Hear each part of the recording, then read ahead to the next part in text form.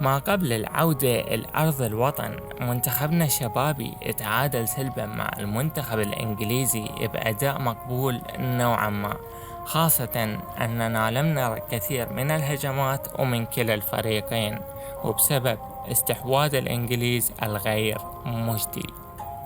من الجانب الدفاعي إحقاقا للحق أكو تحسن كبير، ولكننا أيضا شهدنا بعض الثغرات القاتلة بسبب كثرة تقدم سجاد وعدم تخطيطه لجهته.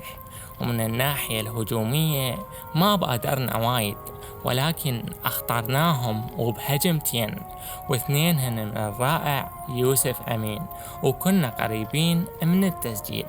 overall اوكي، منتخبنا كان زوين، ولكن وبصراحة يا اخوان، طول المباراة واني بداخلي حسرة كبيرة على ابعاد بلند حسن من هالمنتخب، وعلى بقاء اسهر اللي ما يعرف يسكن له طوبة ويفنش له هجمة.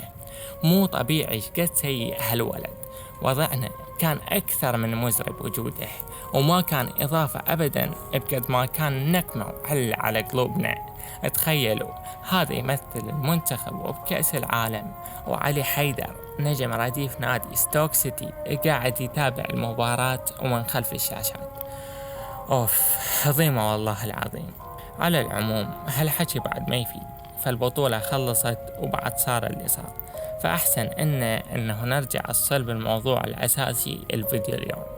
أوكي، من وجهة نظر متواضعة أرى أنه دولاشي ويوسف أمين وألكسندر وراهو وحيدر عبد الكريم وكاظم رعد هم أفضل المكاسب من هذه البطولة.